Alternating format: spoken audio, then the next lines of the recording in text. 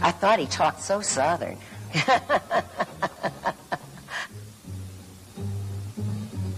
I met him that night, and we had a drink or whatever one does, and well, on our very first date, he said, I think I'll probably end up marrying you.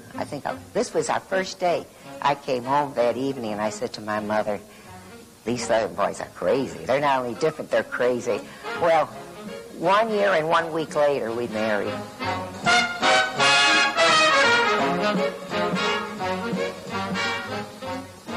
We've been married 4,873 years, you know. So, I mean, I literally grew up with this man. I'm sort of embarrassed when people say, how long are you married? And I say 46 years, they say, well, how many husbands? You know, same guy.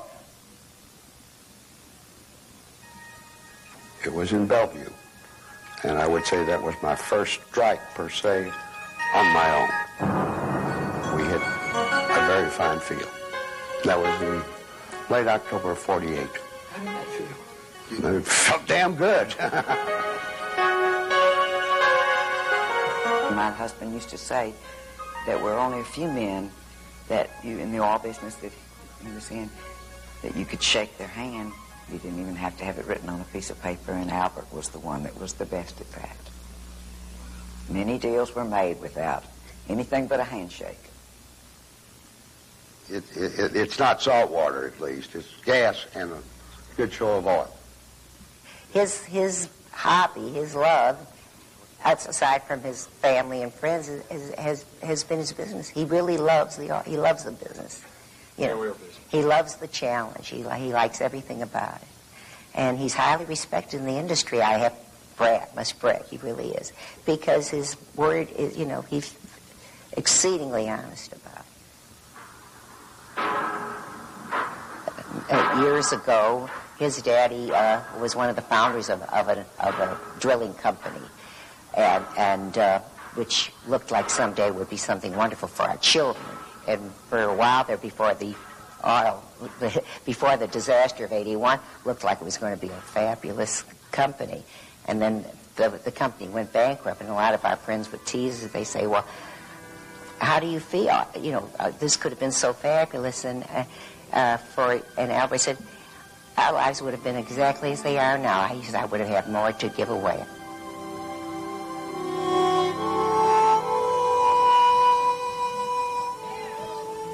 And he's a wonderful man. Let me tell you now, the time that I've been working, all through the time I've been working, he and I have had misunderstanding, but was the greater part about it. It was the greater part about it. We never lose friendship. And so that is how it was and is.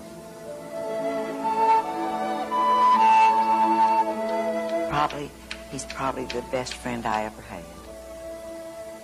They were with me and my husband on the trip in Paris when my husband died, and it was, I guess, the worst experience I ever had to do, and I couldn't have done it without Albert and Miriam, you know, such strength for me. He's just strength for everybody, I think. What are friends for? That's what I think what it's all about. If it's a close friend of yours, you can lend some assistance. It doesn't have to be financial. It can be advisory or just standing behind people sometimes make them feel good. He just cares for people. There's probably not a day goes by that we don't get a call from someone, you know, from all means of different types of people, different organizations. We get calls all the time. And I'm not saying that we help everything, but there's not a lot that are turned down. I think that's part of life that I enjoy. It makes me feel good to do something for somebody else.